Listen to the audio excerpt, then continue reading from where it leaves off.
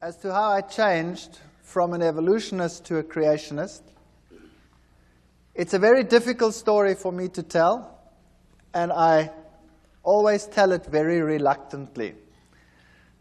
So if I stammer here in the beginning a little bit, you must excuse me as I get over it. I don't like digging it all up again. But there are occasions when it is important to show people how God has led in one's life. And so I have to start the story with the very beginning. And maybe then from the background we can see why things happened as they happened. It is a strange story. Some of you might think that parts of it are incomprehensible or may even seem too strange to be true. But it did happen, and it is a fact that it happened like that, and I cannot take it away, so I will tell it as it happened, at least what I remember of it. I was born in a family where my mother was a very staunch, solid Lutheran. She was very faithful in her religion. And my father was a Roman Catholic, and he was very faithful in his religion as well. In those days, it was before the days of Vatican II, and Protestants that were not Catholics were considered to be lost according to Roman Catholic doctrine. But in marriages between Protestants and Catholics, it was essential that the Catholic counterpart in that marriage was to promise that the children would be raised Catholic. And my mother accepted that, and she knew that I would be raised Catholic, and I was raised Catholic. And there was never any argument about religion in our house. My father and my mother respected each other. My father had a couple of problems with the church at one stage because of this marriage, but they overcame them, and then no problem concerning religion ever cropped up in our house. And when I was still quite young, I was about 8 or 7 years old, my mother became ill, and she was diagnosed as having cancer. And they actually gave her a relatively short time to live. They said she would have about 3 to 4 months to live. But she was a very tough lady, and she managed to stretch that to about 4 years. She died when I was 12 years old. But those 4 years were very, very miserable years. She really suffered more than anybody else that I have personally been in contact with. She lost one part of her body after the other. They had to do mastectomies, and then they took out part of her intestines, and she had to have colostomies. And eventually, she just lost more and more and more, and she had one operation after the other. In those days, they weren't as sophisticated as they are today. They burnt her under the radium treatment. They forgot her there. They had to peel off black pieces. So she really suffered tremendously. And through all this, she never, ever, ever gave up her faith. And I was very attached to my mother. But because of all the problems in the house, and a mother that was on the verge of death for a long time, over a 4-year period, there was also quite a bit of tension in the house. Now, while at school, I received religious instruction, of course. I was in a Protestant, largely Protestant school. It was the German school. and I received religious instruction separately. The Catholics went to the nun, and she gave religious instructions. Now, I've met some very nice nuns in my life, and I've met nuns that are really gentle and soft people and are very nice to everyone around them. But this particular one, where I received religious instruction, was a very hard person, according to my youthful experience that I had at that time. And she would constantly tell me that it was such a sad thing that my mother, who being Protestant, would not see the kingdom of heaven, but that she would roast in hell forever and ever. And I resented this very much because I was very fond of my mother, particularly since she had such suffering in her life.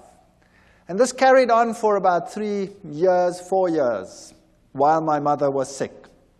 And the more it carried on, the more rebellious I became about the teachings that I was confronted with. I used to attend church very regularly. I had to go to church every Sunday with my father. I went through all the things like communion and all the things that Catholics do. And I became so resentful in the end that I used to be incredibly cheeky in the religious instruction class.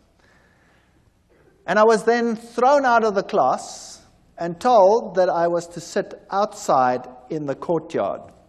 And then for a few years I had living hell in that school, because the headmaster was somehow in cahoots with all of this, and whenever he spotted me, he used to thrash me.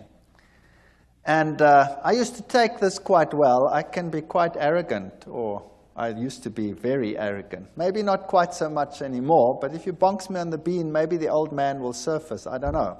I fight against him all the time. And he used to thrash me, and I remember distinctly I used to bend down, and he used to hit me once, 2, 3 times, and I used to ask him, "Are you finished yet, or is your arm lame? What's the matter with you?" And he used to get so angry that he used to really whack me, and when he got to 6, then I'd say, "1 more, please, because then I can take you to court. You're only allowed to hit me 6 times. That's the law." So I wasn't very popular. But the point arose where I was sitting in the class one day, in the religious instruction class again, and this lady, this nun, told me again that people who were like we were, and particularly my mother, would go to hell forever and ever. And I got so angry, I took the catechism book and I tore it and I threw it at her feet, and I told her in not too kind a language, even for that age, what she could do with her God. And I was thrown out from that day on a permanent basis, and I had to sit outside in the courtyard, whether it rained or whether the sun shone. And my life in that school was an absolute misery. I never told my parents. Nobody ever knew what was happening. There was another teacher as well who used to call me to the front. Before the class even started, "Would you please come to the front?" And I'd go and stand in the front, and he'd hit me left, right, and threw me out. So I was being thrown out of 2 sessions on a regular basis, and I became an impossible child. I used to sit up in the trees when they come and look for me, the teachers, and I'd have these pine cones, and I used to throw them. Oh boy, those were the days. In any case, my mother finally didn't make it when I was 12 years old, and she died. And then from that time onwards, my home life totally disintegrated. My father married another lady who was a typical stepmother, sort of a fairy tale stepmother. She wouldn't have me around at all, and I was probably impossible, I will admit that. So I was carted off to hostels, and I wasn't allowed to then attend school either anymore. I was supposed to leave school and go into a trade. And that's when I woke up and I decided, no ways, and I don't want to do this. So I managed to persuade some relatives, and I went to another school. And I went through my school life, and I did all right, not too hot, but not too bad either. And then I went to the military, and then finally to the university. But from the age of 12, I never trusted or believed in God at all anymore. As far as I was concerned, if he did exist, he was a dragon, and I wanted nothing to do with him. And when I came to university, there I studied science, and I studied zoology, and I thought this was the greatest thing since sliced bread. And there I found out about the whole evolution theory, and I was at a university that was the bastion of evolution. Evolution was dished up for all meals. Every class had an evolutionary basis. And it's amazing because it started off as a religious university, and it has a big theology school, and yet the science faculty was incredibly secular, and in terms of its teachings, very, very evolutionary. They had some very important names in the listings of their professors, Robert Broom and people like that who had worked with the Taung skull, the human so-called ancestor, and our museums were full of these people. And I really got into the evolution theory, and I thought this was the answer to all the problems. While at the university, I had a roommate. I was in the hostel there. And my roommate was a very nice guy, but he was very new age, even for that time. That's a long time ago. So the word new age wasn't even known at that time. And he was into Scientology. You know the science of Scientology, where they put you on the e-meter and you go through your past lives and through all the problems that you had, and you clear your karma by talking it through and talking it out, and then eventually, well, then you become God and you've got it made. In any case, he became my best friend. And I had nowhere to go on weekends. I had nowhere to go during the holidays. I always had to work, put myself through university, because my stepmother had convinced my father that he mustn't pay anything, so I put myself through. I had a great relationship with my father years later. So that'll come right, as you can see. Even the worst situations can come right. And on holidays, I didn't know what to do, so I used to go home with this chap to where he lived, 2,000 kilometers away in another city called Durban. And every holiday, I used to go home with him because I had no home to go to. And there, I met my current roommate, my wife, who happened to be his sister. Far better roommate than he ever was, I'll tell you. And I have to tell you a little bit about her background. Now you know why I was an atheist. I didn't believe anything. I accepted the evolution theory. It was the answer to all my problems. Now her background was entirely different. Her father worked in his younger days for a newspaper, and he was sent to investigate all the strange occult occurrences in the country.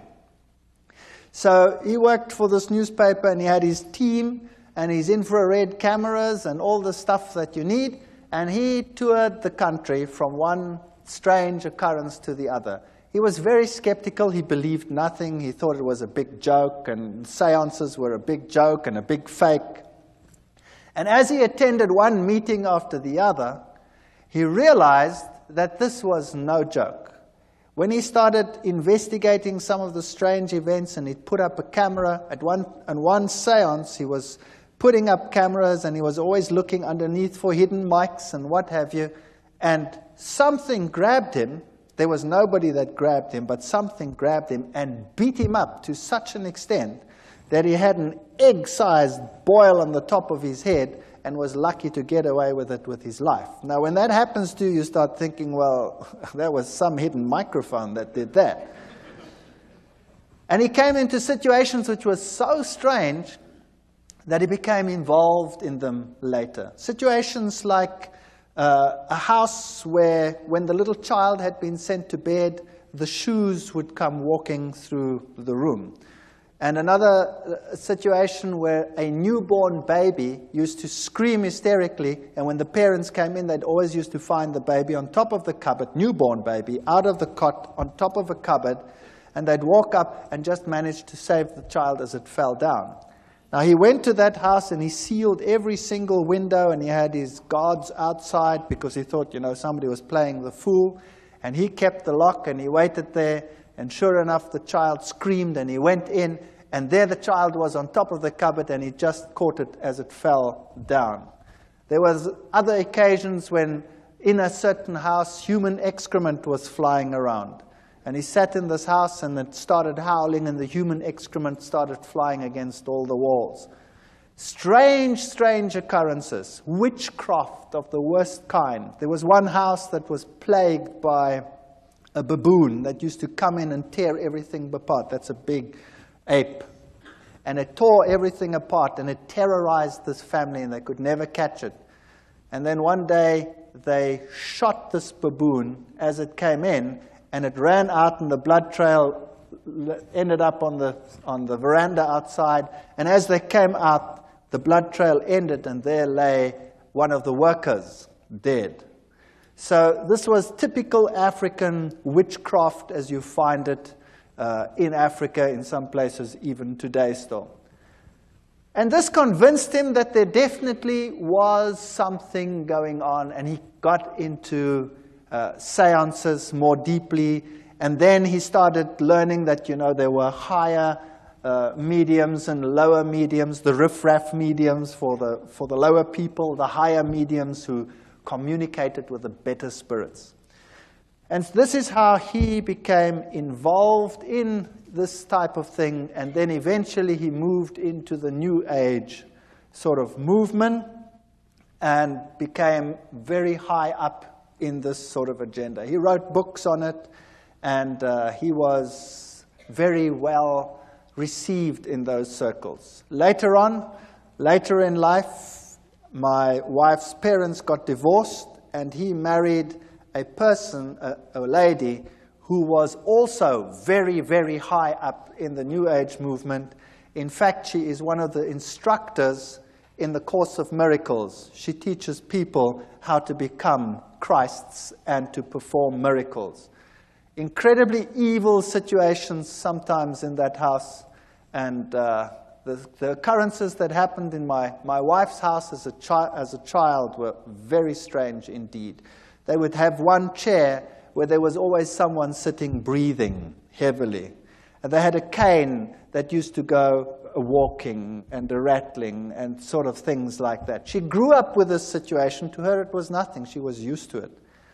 Now to me it was very strange, and I was an atheist. I didn't believe anything. I tried to rationalize it in a scientific sense. And then when my wife and I got married, we moved to the city where I was in the university. And for years there was no real problem. And then my wife, we had the first child, the second child, and then the youngest child my wife was expecting when my father-in-law came to visit.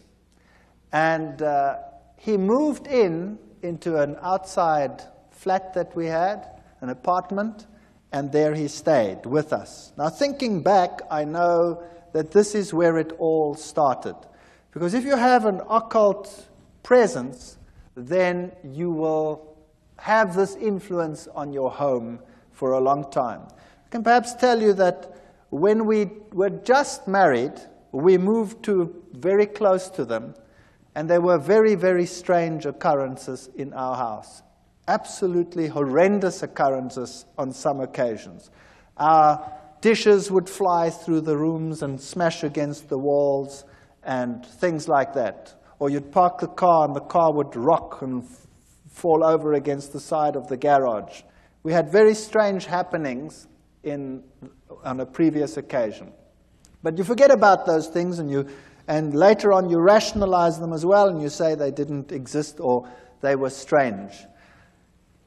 When my wife was expecting this last child, when my father-in-law moved in, she became very ill indeed. So ill that we didn't think that she would survive. And she was in hospital, in and out of hospital, and on a respirator, and she was very, very sick. And then we decided that there must be something wrong with this pregnancy, and the doctors had a look at it, and they said that the best thing to do would be to have an abortion, because the child was probably dead. They didn't have a scanner at that stage in those hospitals, so they couldn't tell properly, and they didn't know whether this child was perhaps dead. So we decided that we'd have to transfer to another place where they could do a scan, which we then did. And she was very ill. She had a very high temperature. And they did the scan, and this little fetus was only about so big. And he was perfectly well, and he was sucking his thumb. And we decided that we weren't going to do this. We were going to sit through it and see what happened. And eventually, through 9 months of hell and of sickness and coughing, and more in hospital than out of hospital, my wife was discharged, the child was born, and this child was the most miserable child that you can imagine. He was impossible. He used to scream from morning till night. If you wanted to feed him, you had to wrap him round and round in a blanket so that he couldn't move his arms, or else he'd claw and scratch at you while you were feeding him. And if you put him to bed, he would scream and scream and scream. And so we had a technique where you sort of sit there and rock and rock and rock the bed until he finally falls asleep. Then you sneak off to bed and you try and fall asleep, and the minute you sleep, he screams again. And this carried on for months. It was absolutely chaotic. And nothing you could do could console this child. My wife was a wreck. I was a wreck. We were all totally destroyed. And then one night at 2 o'clock, I had a dream that I was being strangled. And it was so vivid that I woke up with this perspiration falling down my face, and my heart was pounding like some drum inside me. And I sat upright and tried to recover from this terrible nightmare. And the next moment, the little one in the next room screamed as if he was being murdered. And my wife and I got such a fright, we stormed out of bed, ran to this little baby, picked him up, and as we picked him up, he started shaking violently. And his temperature would rise, and then he'd go into fever cramps. And so we rushed him off to hospital, and they had a look at him, and they had to put him in a refrigeration tent. They had a tent sort of that's cooled, and put him on a drip, and then it would be touch and go whether he would live or whether he would die. And he'd recover from this and come back home as impossible as he was before. And it would go fine for about 2, 3, 4 weeks. I can't remember what the gap was in between. And then precisely 2 o'clock at night, exactly 2 o'clock, it was uncanny. We had a clock on our bed, and it was a display clock, so you could see exactly 1400 hours and 2 o'clock, whatever it was, 2 o'clock in the morning. That's when I woke up with this terrible feeling that I was being strangled. And I shook my wife and said, "I've just had that terrible dream again." And then the little one would scream in the next room, and we'd run, and we'd pick him up, and the same thing would happen. It was so bad that we would think that we wouldn't make it to hospital, the child would die. There was nothing you could do. As soon as he started the screaming, his temperature would just rise. And it would just go so high that he would fall unconscious. Eventually, they got to know us so well that the hospital had this place prepared for him whenever it was necessary. They didn't know what was the matter with him. They could never find out.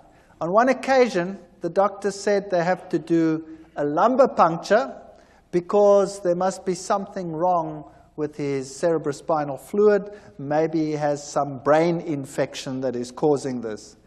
And I remember taking him to this hospital, and he was just a baby.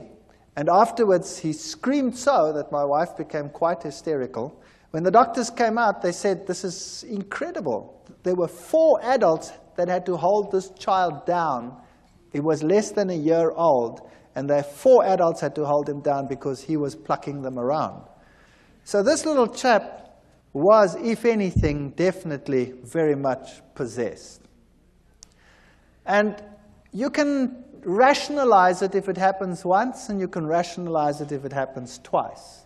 But if it keeps on happening for weeks and months on end, that at precisely 2 o'clock you have an experience in one room, and then immediately thereafter there's a scream in another room, then the law of statistics tells you that no matter how atheistic you are and no matter how scientific you try and be about this issue, the 2 incidences are connected. And I was sitting in the hospital one day. My wife and I took turns to be with the little one, and he was in a very bad state. And it had happened for the umpteenth time. And there I was in the hospital, and I was marking papers. I remember it as if it were yesterday. I was marking. And all of a sudden, in this refrigeration tent, this child started shaking. And he started getting one of these attacks and fits in his bed. So I went and ran and called the nurse, and I picked him up. And he shook so that he tore the drips out. Now, this child had been on so many drips that they couldn't find the veins anymore on his arms or on his legs. So they had to put it into the veins here on the head. And he shook so that they tore out. Now I've got this child in his fit, and I've got this child with his thing torn out, and he tore the vein completely, so the blood was running down his face. And it was such a horrible sight that I went crazy. I couldn't handle this.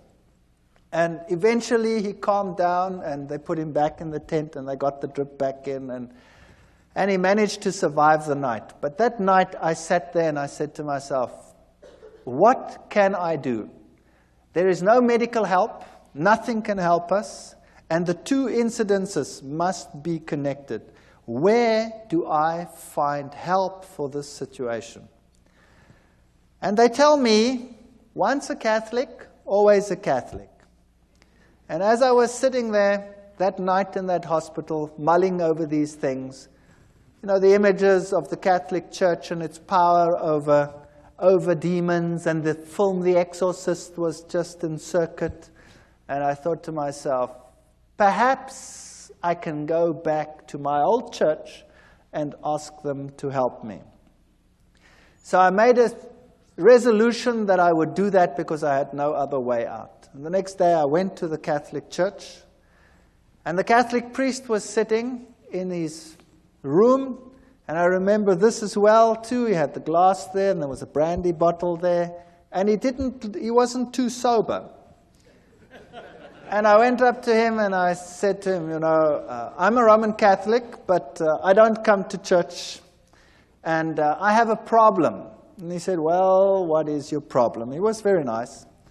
And I said to him, well, I'm an atheist and I'm a scientist. I don't want to talk about this thing like it. And I sort of ummed and ahed, and I said, well, I have a problem at home. He says, well, what kind of problem? I said, well, it's a problem concerning strange happenings in my home. And he says, oh, no. I want nothing to do with that. And he said, it's not my field. Give me your name. Give me your telephone number. We'll come back to you. So I gave him my name and my telephone number. All I'd said was, I have strange happenings in my home. That's it. And I went home and I thought, well, that was a lot of help. Thank you very much. And I wasn't home very long when I got a call from another priest. And this one sounded very sophisticated. And he told me whether I would like to meet him at a monastery nearby. So I went to the monastery, and there was this old man. And he was so impressive. He really made such a powerful impression upon me. He told me to sit down.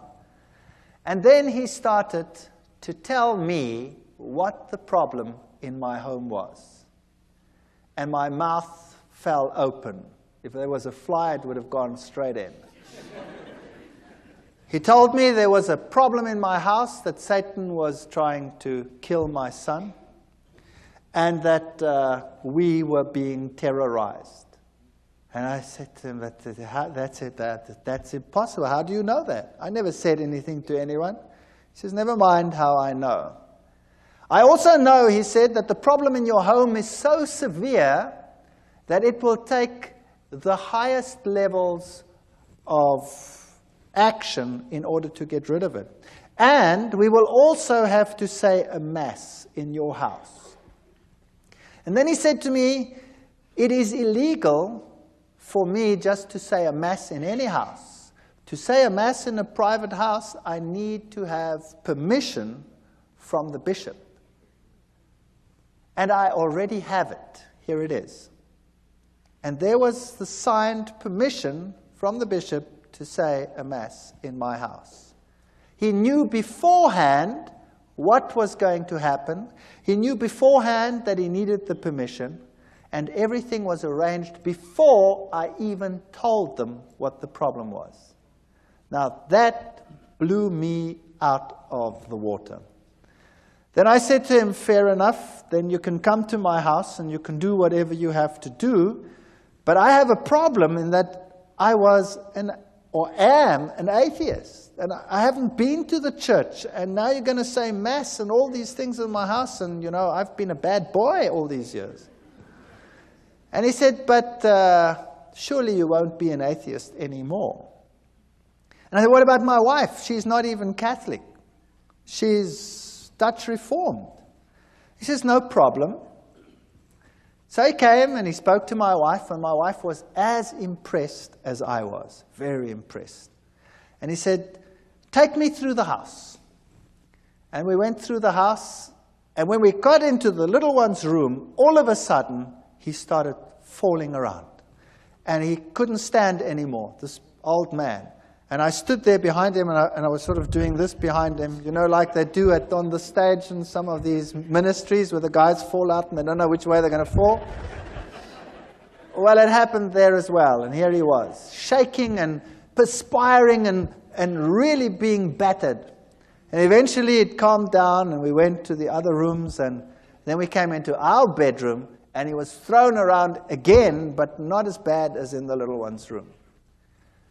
And then he said to me, the little one's room is the worst place in your house. Now we have to exorcise your entire house. Bring me some water. We brought him some water.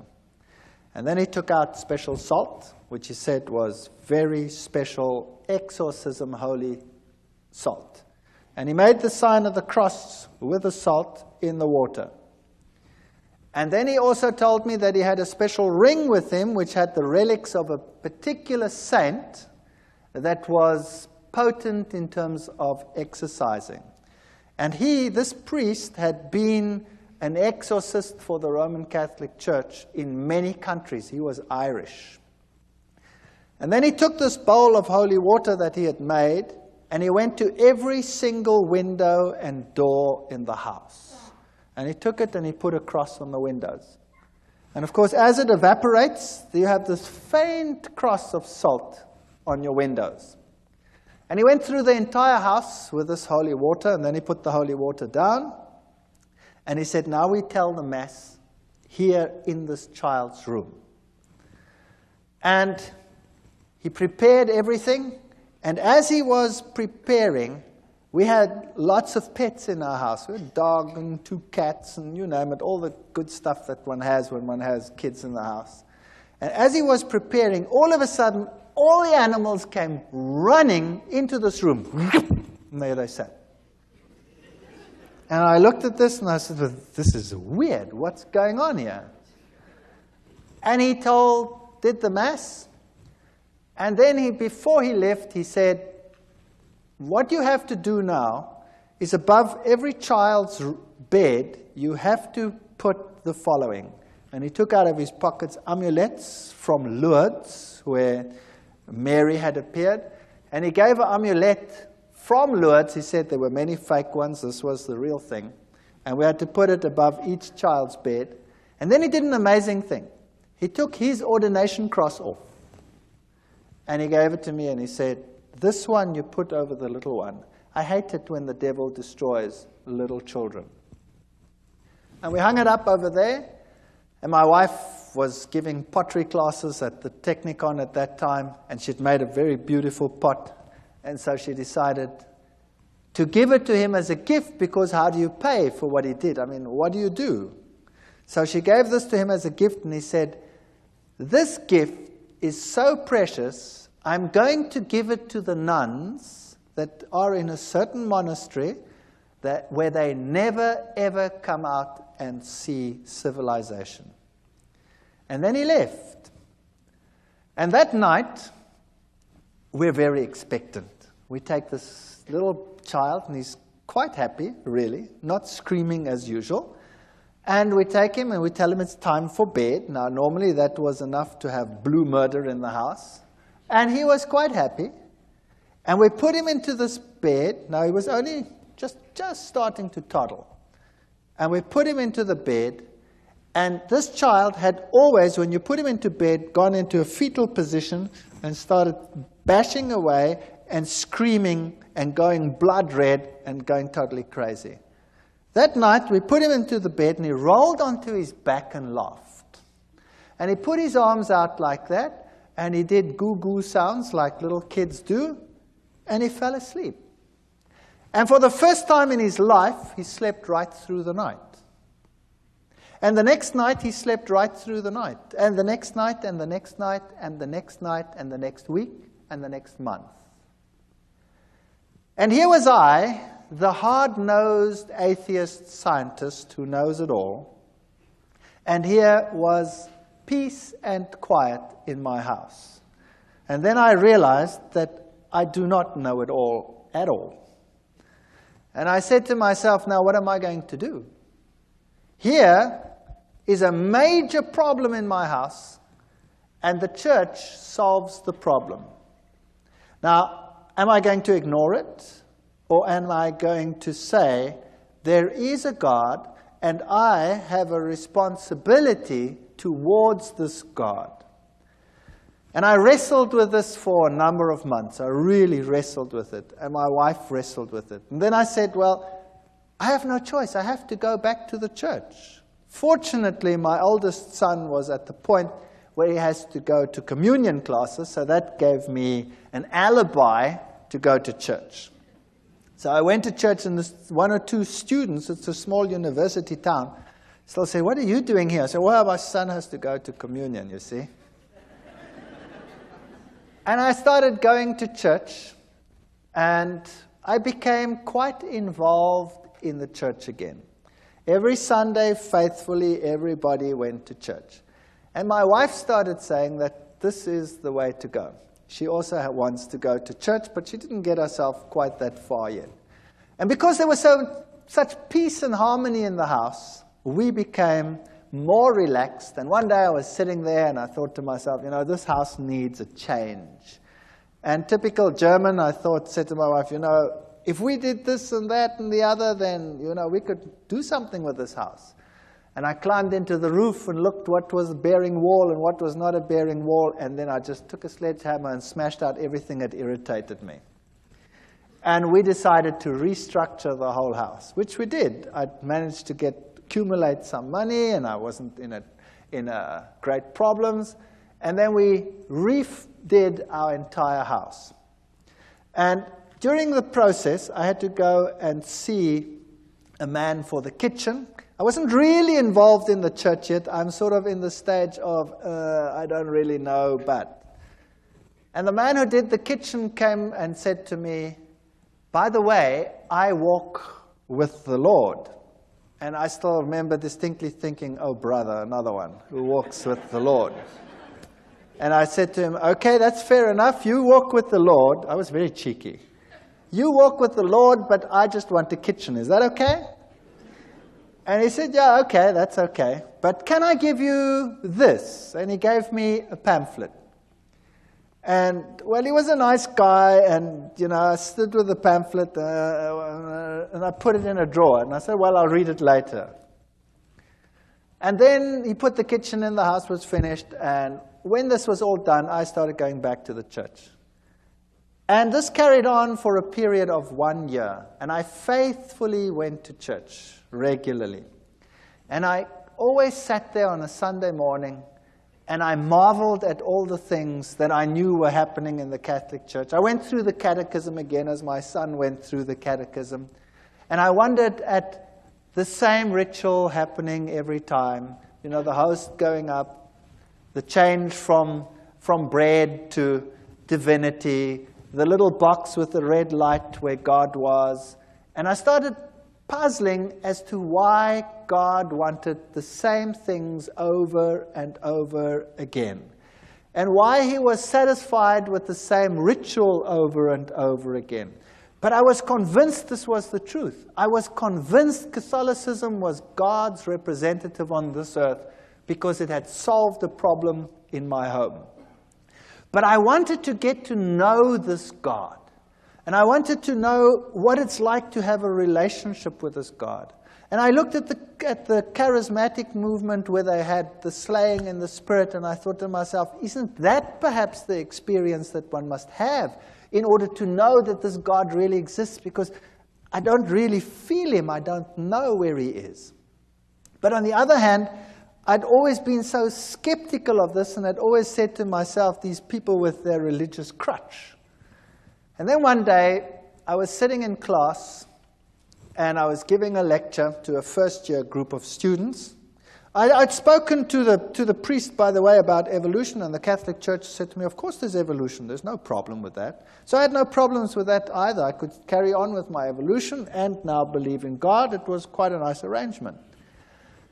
And I was in a first-year class, and I was giving a lecture with a very heavy evolutionary base.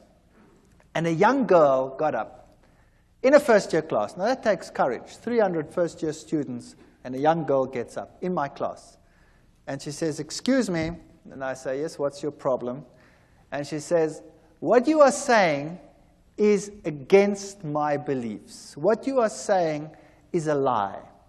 I believe that God created the heavens and the earth. He is the creator of the universe. Well, I nearly exploded. I destroyed her. I ridiculed her. I finished her off. She sat down and she cried in my class. And I thought, well, job well done. And then the class was over, and all the students were very impressed at all the eloquence I put onto the board and proved to them what a ridiculous idea this was that this young girl had postulated. And I went back and sat in my office, and then there was a question earlier about conscience. Do you remember it? Well, this little voice here wouldn't let me go and kept on telling me what a mean son of a gun I was. And how could I, in front of everyone, attack and humiliate this young girl to such an extent? And I felt really bad about myself. My conscience wouldn't let me go. And I didn't know how to handle this. So typical Catholic way, I thought, well, on the way home for lunch, I wouldn't stay far from the university, so I always went home for lunch. I'll go by the Catholic Church and sit there for a while, and hopefully the feeling will go away.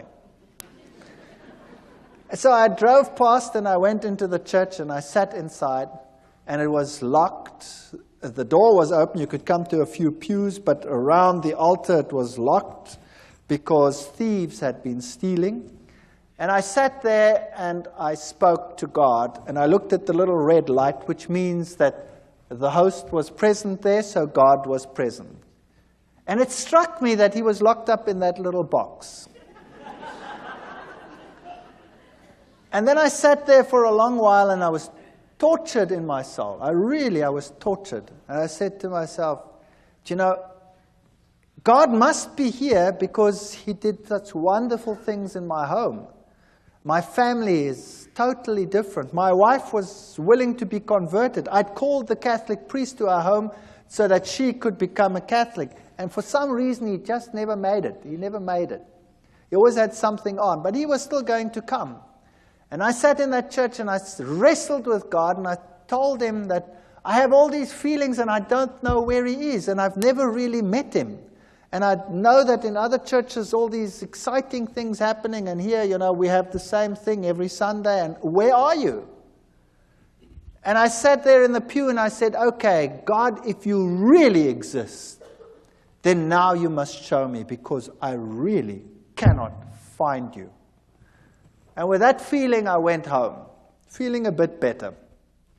And typical me, I was home quickly, and then I started rummaging in the drawer. I was looking for something. And all of a sudden, as I rummaged in this drawer, I pick up this pamphlet. This is now a year after this man who was walking with the Lord gave me this pamphlet. And I pick up this pamphlet and I start reading it. It was in German. And it had 3 columns. It had the law of God on the one column, and it had the law according to the Catholic Church, and it had the law according to the Lutheran Church. And then it explained how the commandments had been changed by the church, and it had the Bible texts of how it had been changed. And I thought to myself, now, what rubbish is this? This is absolute garbage. And I said to my wife, I didn't say that, I called her by her name. I said, have we got a Bible in the house? And she said, no, I don't think so. I don't think there's a Bible. I said, surely there must be a Bible in the house. We've been going for church for almost a year now, and there's no Bible in the house. There were lots of catechism books in the house. So I grabbed the catechism book and opened it up and looked, and sure, the commandments as on the pamphlet were identical to those in the catechism book. And then I remembered an old box that an old lady that had died had left me. And I'd put it in the garage after having sorted out some of the things. And I remembered there were a whole lot of books, and I knew that little old ladies probably would have Bibles. So I went outside in the garage, rummaged in this box, and sure enough, here was an old Bible, an old German Bible. So I went inside and opened it up, and there it was. The 10 Commandments were totally different to what they were in the catechism book. And this puzzled me. So after 1 year, I phoned this cabinet maker, and I said to him, remember me a year ago, you put a kitchen in for me? He says, you know what? I've been trying to phone you all day. I had this feeling I must phone you, but I don't know why. What's the matter? I said, will you please come round? You left me a pamphlet that I want to talk to you about it after 1 year. And he came round, and he was a nice guy. And we started talking. And then we started talking about the scriptures and about the Bible. And we started talking about the book of Daniel and the prophecies pertaining to Daniel chapter 7. And I went through it with him, and we wrote, and we worked till about 3 o'clock in the morning. And he came the next day and the next day. And in 3 days, we'd gone through Daniel and Revelation, all the historic facts and all these things, and I wouldn't believe a word of it.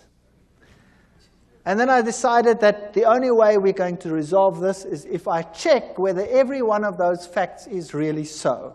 Whether those kingdoms and those kings and all these things are really so. So I went back to the university, to the history department, the theology department. I got everything that I could lay my hands on, and I checked and verified, and it was really so. And then I started finding out that the little horn of Daniel chapter 7, if you take it as the Bible says, can be none other than the Roman Catholic Church. What a shock that was to my system. Then I got the Protestant view of the little horn being Antiochus Epiphanes IV, and I went through all of that and found out, but it can't be him because none of the criteria fit.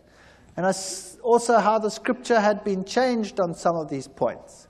But to be fair, I invited the Roman Catholic priest to my home.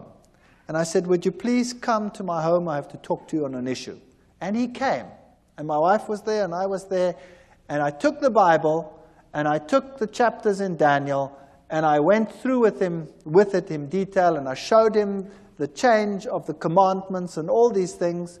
And then he said to me, I can't talk to you on this issue because I'm not into scripture at all. And I was stunned. Here was a priest and he was not into Scripture. He says, we have some specialists who are into Scripture. But it doesn't make any sense to me, he says. And then he left. And then I had the ministers of other churches, and we argued right sometimes till the late hours of the night as to what the little horn was. And every time they come back to Antiochus Epiphanes, I'd show them, but it can't be because he comes after Rome, etc. It can't be in Greek times. And eventually they would all leave as well and say it can't be any other way. So I was confronted with this tremendous dilemma. And then the worst thing of all was we started talking about the Sabbath, this other man and I. And we went through the whole Sabbath thing. And then I said to him, but this is ridiculous. How can you keep a commandment which you keep because the Lord created in 6 days, the heavens, the earth, the sea, and all that in them is? That's ludicrous. Everything came into existence through evolution. And he said, no, it came into existence through creation. God created it. You know, and the little girl pops up into my mind. And I said to him, but that's rubbish. He says, I'll prove it to you. I said, you try. And he tried. The next day he was at my house with a pile of books like this, all on creationism, and he gave them to me. And I remember going through those books.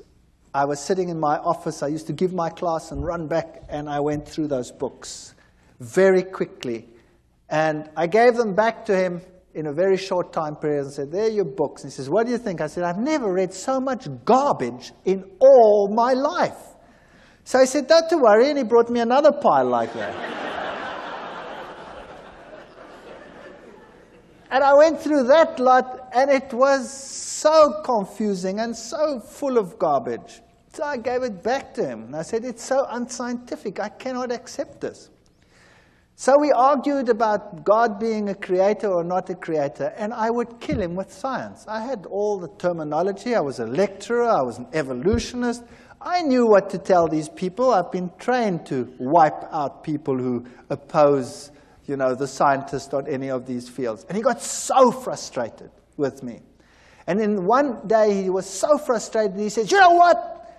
I said, what? He says, I haven't got a problem with evolution creation. You have a problem. You solve it.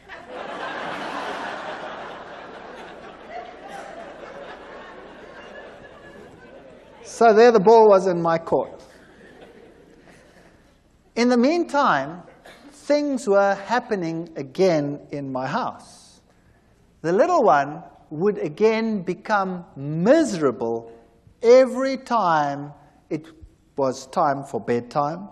He again became grouchy and screaming and what have you. And we also noticed that whenever we had a moment of peace, my wife and I, we studied the Scriptures like, I cannot tell you how we studied it.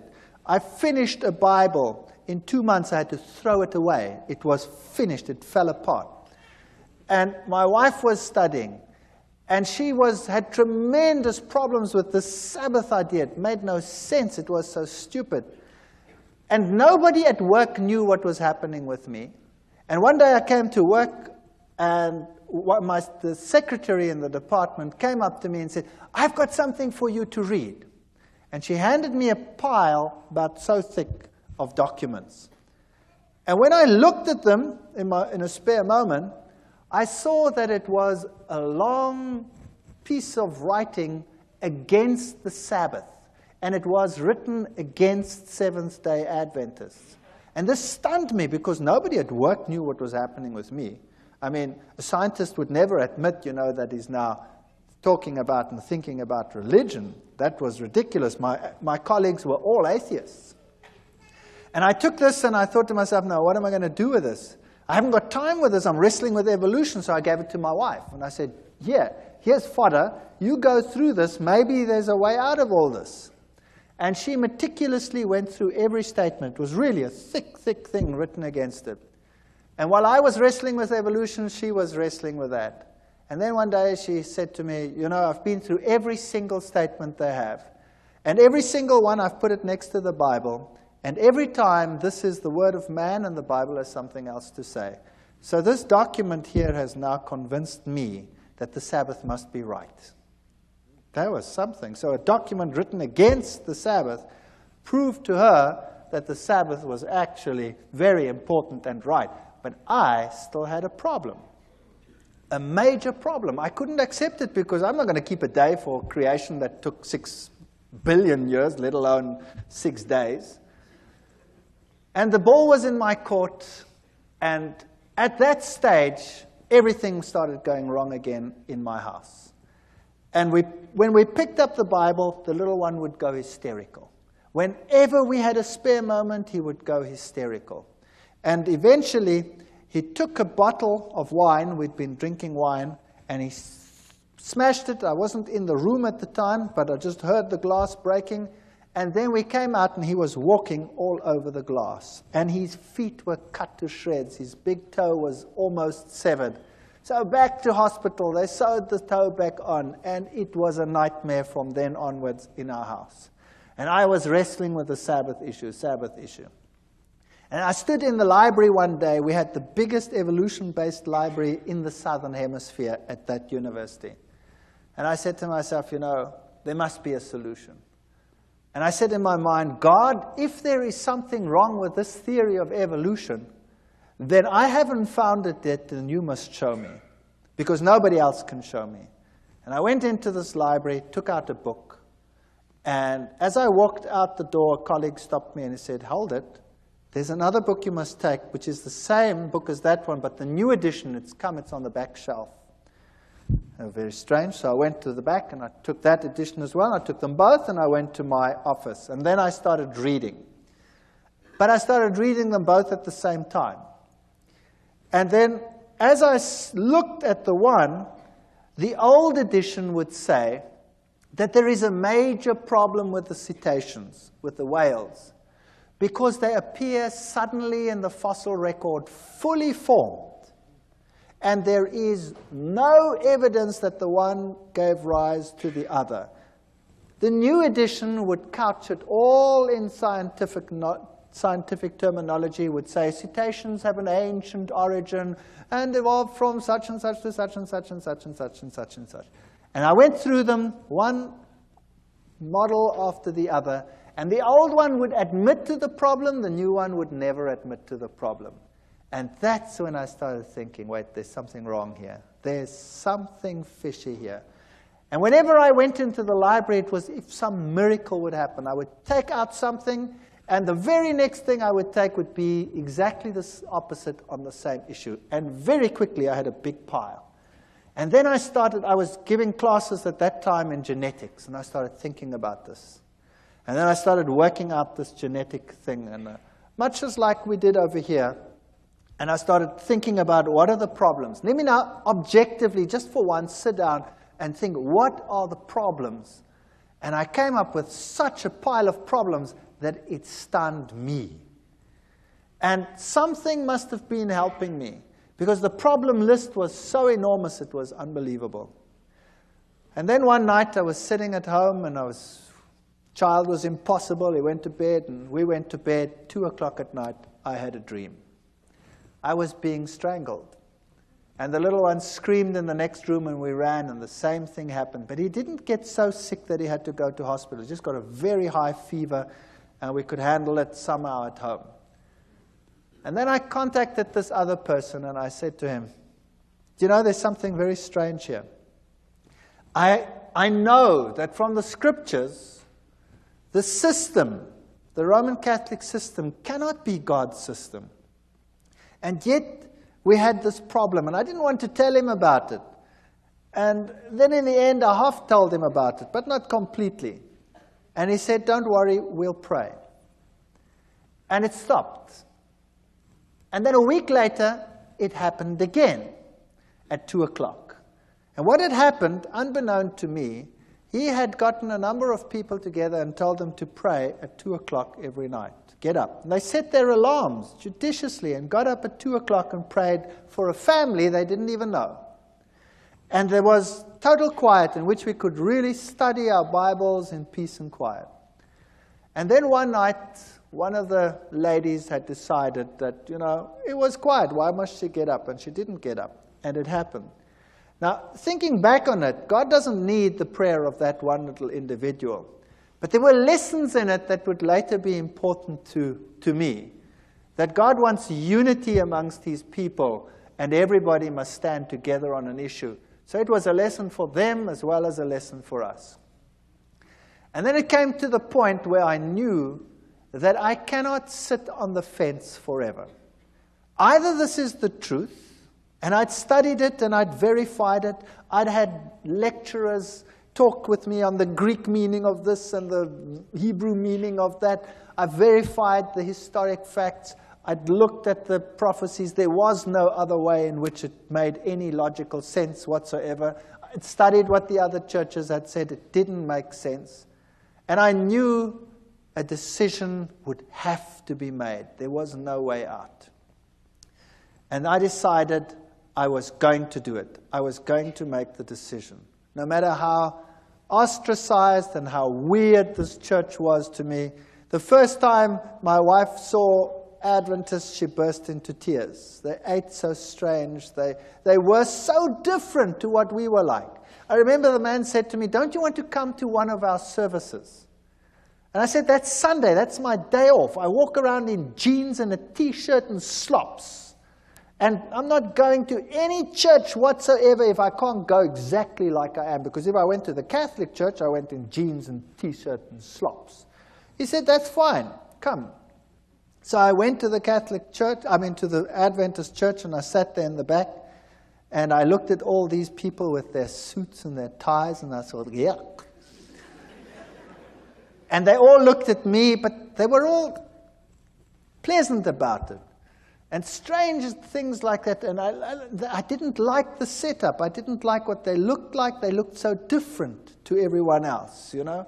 My friends were rough, and they would make coarse jokes and all kinds of things. And these were so different. My wife burst into tears when she saw things. She said, "I don't want that lifestyle. I want my old lifestyle. We used to sit around the swimming pool and drink beer and have friends over and, you know, have parties and stuff like that." And they were so different. It's so night and day difference that you think you could never be happy over there. She cried and cried and cried, but knew somehow she'd have to go back in any case. And then one day I decided that I couldn't take it anymore at work with all this evolution teaching. And another strange thing happened. I was asked by the then head of the department to lead an evolution discussion group with the postgraduate students about 2 weeks later. Everybody gets a turn, but mine wasn't for months. Something happened and mine was moved forward. Now I sat with a major problem. Do I go into that with my mouth full of teeth, pretending to be what I am not? Or do I stand up and for what I now believed? And I was really so chicken, it's unbelievable.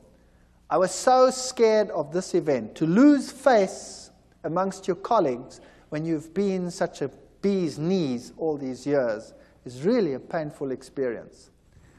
And I decided after much wrestling and soul searching that I would do it. My new friends, who had become less weird in my eyes over time, would pray for me while I did this. And I went into that lecture hall, and the whole staff was sitting there. This was a postgrad affair, so the whole staff was there and all the postgraduate students. And I start the ball rolling with the lecture normally, and then you start this evolutionary discussion group. And I started the lecture, and then I switched to the genes, and I highlighted every single problem. And I went through the whole gene system as far as I'd sorted it out at that stage. And I said at the end, therefore, evolution is not possible. Well, first you could hear a pin drop, and then all hell broke loose. One of my colleagues went blood red and started screaming at me like you cannot believe. And the foam literally started coming out of his mouth with rage. It was just unbelievable. And then one of the students, a girl, it's interesting how these things happen, a young student, a girl, an honors student, she got up and she said, I want to say something. And she looked at all the lecturers and she said, when I came to this university, I believed in God. I had a good life. I had a good relationship with God. And now I believe nothing anymore. I've lost my faith. My life is falling apart. And you have robbed me of my faith. And now Dr. Veitha is giving this lecture and showed me now that you had been misleading me. Can you imagine what happened in that department? That was the end. My life was not worth 1 cent in terms of my scientific credibility. I was finished. When I walked down the passage, my colleagues would turn around and walk the other way. And I decided there and then that it was impossible for me. Then we had a meeting, a special meeting where they decided that the basis of all teaching must be evolution. And of course, I couldn't go along with that. So I decided I would resign. So I resigned. And the head of the department said, you know, you can't just do this. I mean, I had a lot of students, and I was quite popular amongst the students. And I had most of the postgraduate students were under my supervision. And then the rector of the university called me in. And the rector said I must come to him. And I thought to myself, wow, now I must go to the rector. What do? I've got nothing decent to wear. I've never possessed a suit in my life. I bought the suit to go and see the rector. Can you believe that? And when I put on this stupid suit to go and visit the rector, something struck me between the eyes like a hammer blow. It's just a personal thing for me. I thought to myself, now look what you're doing, you idiot. You go and put on a suit to go and speak to a man, but when you go to visit God, you go in jeans and a T-shirt. Purely a personal thing. I don't mind anybody coming to church in jeans and T-shirts. That's fine. It's just for me personal. And that bugged me. And then I went to the rector's office, and I sat there opposite the rector, and we started talking. And he talked with me for 1 hour. And it was very difficult for the university to get rid of me because I had all these students. And we started talking, and then eventually he said, you know, what if you decided that you do not rock the boat anymore? Then, you know, we could give you something better. Well, that would be a professorship. I was a pretty young guy. I would just about be the youngest professor in the university. And I looked at him and I said to him, the price is too high. And I will leave in any case. And then he says, that's very interesting. By the way, who do you think has the truth? And there I sat, my mouth full of teeth. Do I admit that I believe that some little sect that everybody detests has the truth? And do I say this to a man who has this high position in this university and in the government at large? And I said to him, well, you know, religion, Christ, churches, whatever. I can't even remember what I said. And he said to me, no, that's not what I want to know. I want to know from you, who do you say has the truth? We went through the same ritual again. And he stopped me and he says, no, I don't want to know that. I want to know from you, who do you think has the truth? And I started off with this again, and in the back of my mind, I heard this terrible cock crowing. 3 times, I thought, oh.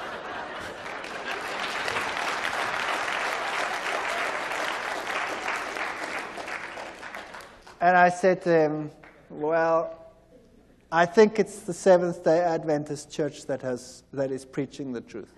And I thought, no, that's it, I'm a dead man. And he said nothing, not a word. He just said, oh, well, thank you very much. Congratulations on your choice, and I hope things go well with you. And that's it. And I resigned from the university, and I put my house on the market, and the very first guy that walked into my house said, "Wow, what a house," and he bought it. The very first guy. And there I had this money, and I knew now my scientific credibility in the world was over.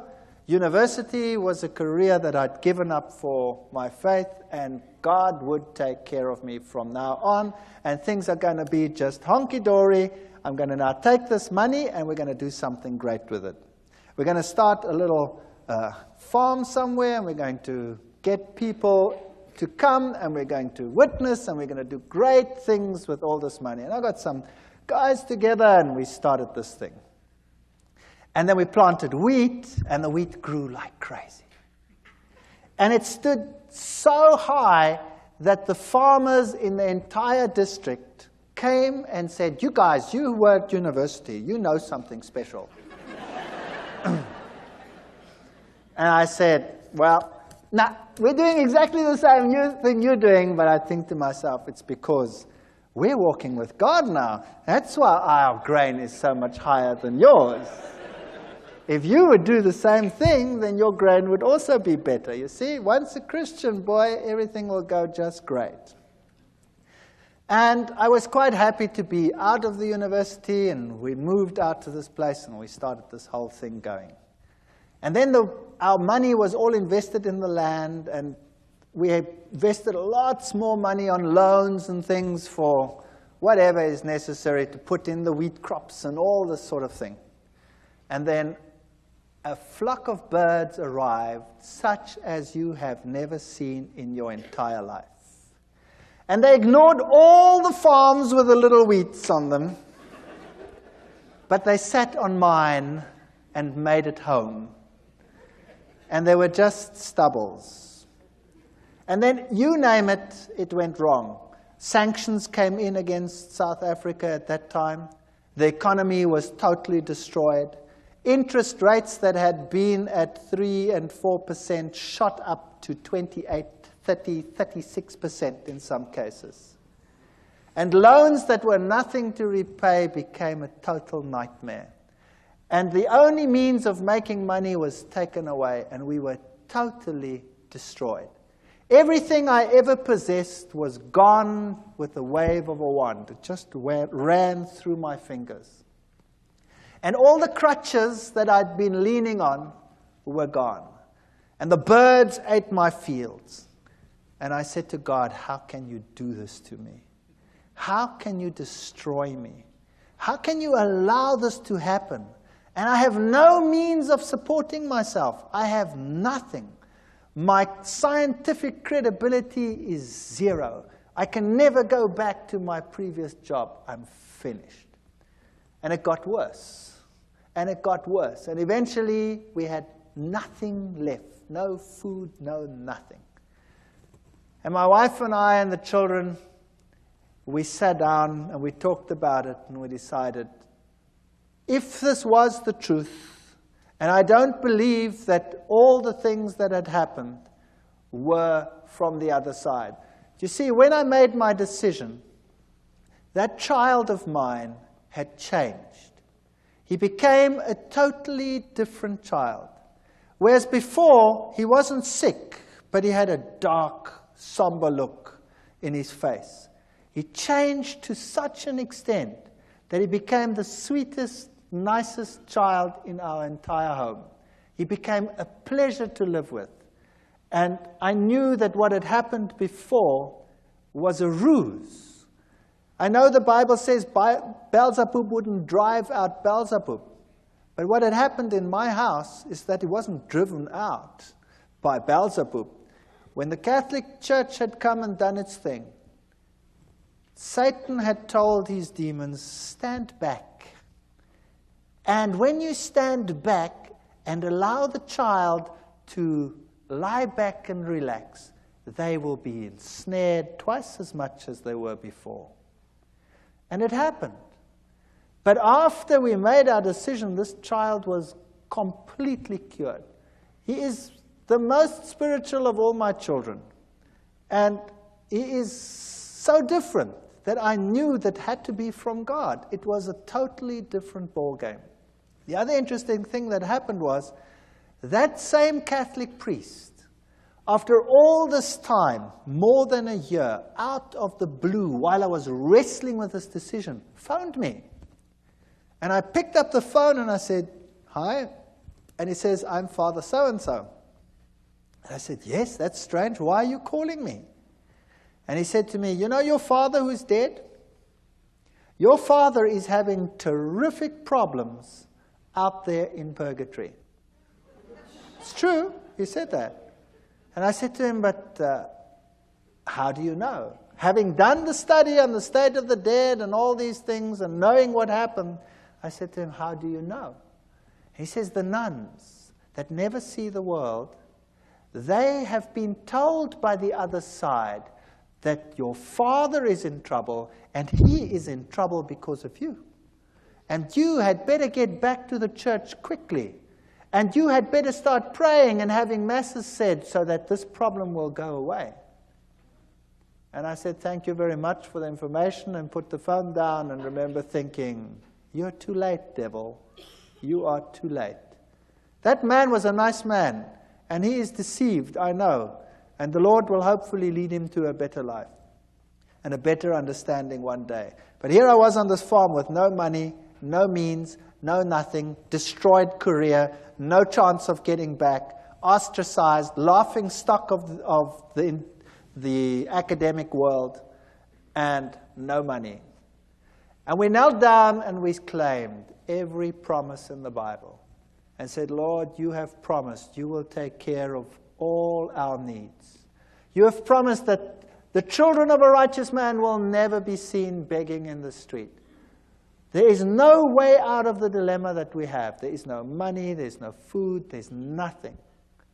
But we believe your promises." And we wrote a letter, and we put it down in writing, all the promises, and said, "You cannot lie. Therefore, these promises must be for us. And if our life out here is destroyed and our farm is destroyed, then so be it. There must be something else that you have in mind." And then we went to bed. And the next morning at 8 o'clock, the phone rang, and a professor from another university phoned me and said one of his colleagues has got a major problem and has to go away and has to take extended leave for a year. And they need someone to replace immediately, and the subject being taught is exactly the same field that I was in. And I said to him, "Well, what do you want me to do?" He says, "Well, you could come and give the classes." And I said to him, "But, you know, what about, He says, "Never mind, as long as you stick with science, and who cares, it doesn't matter. You come and would you do that for us? We're in a jam and we need someone and we know that you're available." And I said, "Well, that would be great. Thank you very much. When do I start?" And he says, "Well, we'd have to get it through the committees and probably in 3 months' time." And I said, "Okay, thank you very much." Put the phone down and said, "Nice try, God, but in 3 months' time, I'm dead meat. I've got nothing to eat." And I was so depressed. And then about 20 minutes to half an hour later, the phone rings again. And it's the same man. And he says to me, "Something strange just happened." I said, "What happened?" He said, "I went to the rector's office to have him sign this thing so we can start the ball rolling. And the rector says, I have no time. I have no time for committees to call them together to get the process rolling. What is it you want?" And I explained to him what I want, that I have to replace it. And he said, "Come here, I'll sign it." And he signed it and he said, "Appoint the man. He can come tomorrow if he has to." So I said, "Wow. So when do I start?" It was Thursday. And then he said, "Monday. You start Monday." I said, "I start Monday?" And I was in another little town, and I had a farm, and there were cows. I was bankrupt, and who was going to take care of these stupid cows on the farm? And 10,000 problems to be solved in one weekend. Impossible. And I put the phone down, and I said to my wife, I've got a university job, only for a year probably, but it's okay. We've got something to go to. I start Monday, but who's going to take care of the rest? So we prayed, and we said, Lord, you have one solution. Surely you, knowing everything, must have the other solutions. And we had hardly finished when there was a knock on the door and a young couple arrived. And this young couple said that they were farmers in another country to the north of South Africa, and they were Seventh-day Adventists. And they had been working for another farmer, and he had told them if they are not prepared to work on the Sabbath, they must go, and it kicked them off the farm. So he had lost his job because he kept the Sabbath. And he said to me, I've got nowhere to live, I've got nowhere to stay. I said, would you like to live on this farm? And he said, sure. And I said, I can't pay you anything. He says, that's okay. You don't have to pay me anything. Can I live here? I said, sure, you can live here. And whatever you sell from the milk, you can keep that for yourself. And I thought I would pay the interest of all the loans that I have with my salary. And it was solved within 24 hours. There was a man on the farm who wanted to live there for nothing and take care of the farm and live off the proceeds. And I had a job at the university. And I went to this university and I started teaching. And for the first few weeks, of course, I had no salary, no money. Also, another miracle within that same period, I got a house in the middle of a month, and I didn't have to pay till the end of the month. My kids went to school, and they got clothing, school clothes. They wear uniforms in my country. All the clothes, all the sizes, we'll put it on the bill at the end of the month. But I had not 1 cent to even buy a little bit of food to carry on. And then I got into the car, and I don't tell people that I'm in financial trouble. I got into the car, and I was driving around, and we've been driving. The last bit of gas was just about going. And my daughter says, what's this here? And she picks up 150 rand. That then was the equivalent of about $150 in the back. She says, it's lying on the floor. And the next week there were another 150. I don't know how it got into the car, but it kept us going until my first salary check arrived. Now I can tell you, this is the real truth. There were times when we had very hard times, when we had virtually no money. All my money went into interest payments. And there were times when we really ran out and had no food whatsoever. And I remember one day sitting around a table with no food, praying to the Lord and thanking Him for what we were about to receive. And this is the truth. When there was a ring on the door, and we went outside and there was no one, but there was a basket full of food on the floor. And this is a fact. I want to tell you something, that if you know the living God, your road might not be a rose garden. You might not have the best of everything you need, but your water and your bread will be sure, and He will take care of you. While I was at that university, I was only teaching for 3 months when riots broke out within the university. There was such chaos in my country. There were riots everywhere. The rector ordered postponement of the exams. And then it didn't fit the timetable. Somehow it didn't fit. And one day had to write earlier. And all my exams were on that day. And this head of department called me in then, and I said to him, what must I do now? I've finished here. I've done everything that I must do. And for 6 weeks, there's nothing going on, just riots on this campus, no exams. I've got no exams coming. What must I do?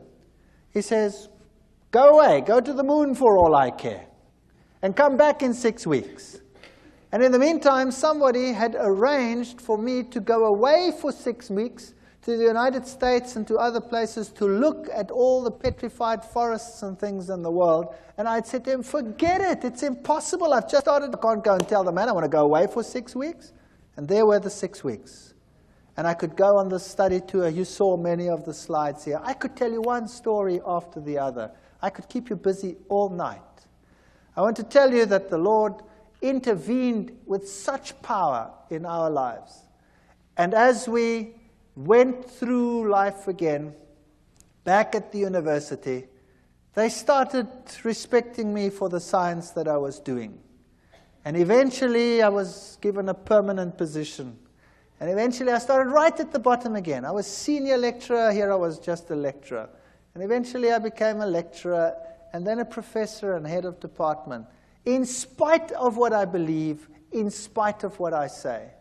So if you think that God cannot take care of you, I want to tell you, He can do anything. I am in a secular university. I'm a professor and head of a zoology department in a secular university. I teach and preach creationism, which is impossible in terms of human imagination. And in spite of it, I have that position. Never be afraid to stand up for the Lord and for His truth. If you are genuine, God will take care of all your needs. I don't know whether it will be forever. Sooner or later, someone will close the tap. But it doesn't matter. The Lord will have something else. And He is offering the same to every single one of you. Take a step for what is right. Do what is right. And the Lord will fulfill every one of His promises. Thank you.